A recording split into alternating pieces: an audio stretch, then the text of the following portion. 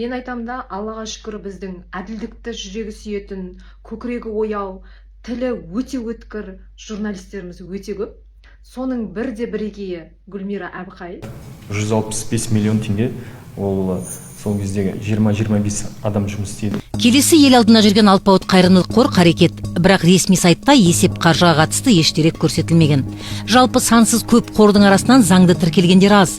Заң неге мұндай олқылықтарды жіберіп қойды деген. Ой, кезінде Ильясты да Асаруменің директорында отырғызып қойып, қалай сұрақтың астына алды. Қорққаннан олар айлық табысын, есеп қисабын айтып, ақталып әлек болды. Ильяс болса қай өтірігін айтарын білмей, біраз сандырақтап азапқа түсті. Ауру жандарға ақша аудару деген. Ал енді арада 3 жылдан бері пәтер алмай жүргендер, сіздер бердік деп қолына ұстатып, бірақ 1 жылдан бері, 6 айдан бері. Сол кезде Гүлмира әпкемізге әй жарайсың, бәрекелді қазақтың қызы деп едім. Бірақ сол бағдарламаға мысал ретінде мені қараңдар, менің құрбым есеп қисапты күшті береді, істеп жүрген жұмысы адал, мені халқым осындай болу керек деп тарс еткізіп Ырысбала Екранбай қорының есеп қисабын көрсетіп жүргенде тіпті керемет болар еді.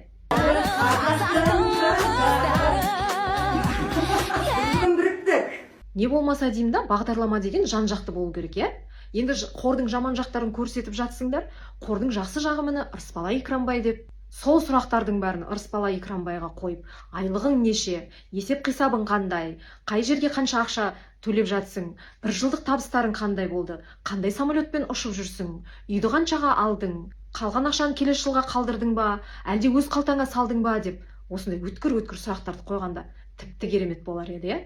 Енді биылғы жыл өте қызық жыл болып жатыр. Депутаттар да, журналистер де, барлығына не болған деймін да. Халықтың сүйікті шай Мединадан тамаша сүйінші жаңалық. Бұл жолы тек қана шай ішіп қоймайсыз, достар, шындығында мына артында тұрған көлік те, пәтер де сіздікі. Қалай дейсіз ғой, шындығында 10 көлік. Енді мына кісінің мына тірлігі дұрыс па, бұрыс па, өздеріңіз жауабын беріңіздер.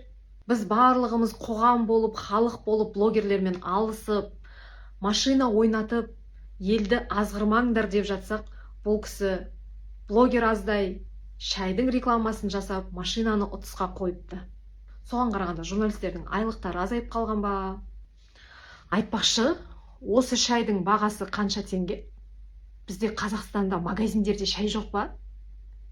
Мен айтам да, Аллаға шүкір біздің әділдікті жүрегі сүйетін, көкірегі ояу, тілі өте өткір журналистеріміз өте көп. Соның бірде бірегейі Гүлмира Әбіқай. 165 миллион теңге ол сол кездегі 20-25 адам жұмыс істейді. Келесі ел алдына жүрген алпауыт қайырымдылық қор қарекет, бірақ ресми сайтта есеп қаржыға қатысты еш дерек көрсетілмеген. Жалпы сансыз көп қордың арасынан заңды тіркелгендер аз. Заң неге мұндай олқылықтарды жіберіп қойды деген. Ой, кезінде Ильясты да Асаруменің директорында отырғызып қойып, қалай сұрақтың астына алды. Қорққаннан олар айлық табысын, есеп қисабын айтып, ақталып әлек болды. Ильяс болса қай өтірігін айтарын білмей, біраз сандырақтап азапқа түсті.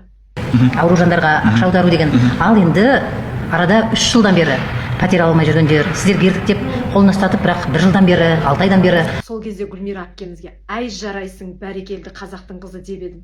Бірақ сол бағдарламаға мысал ретінде мені қараңдар, менің құрбым есеп қисапты күшті береді, істеп жүрген жұмысы адал, мені халқым осындай болу керек деп тарс еткізіп Ырысбала Екранбай қорының есеп қисабын көрсетіп жүргенде тіпті керемет болар еді.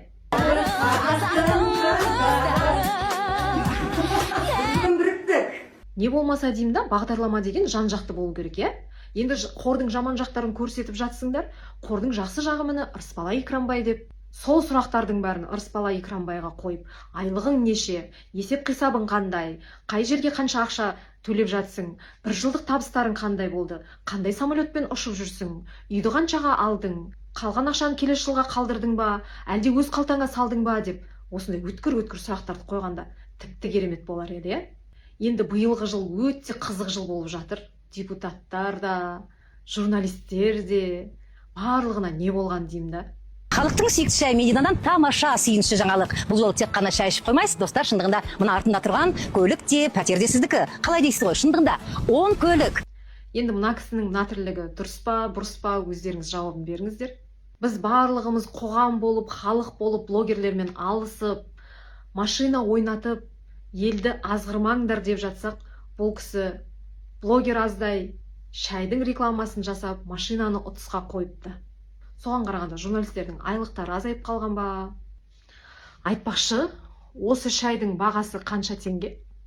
Бізде Қазақстанда магазиндерде шай жоқ па?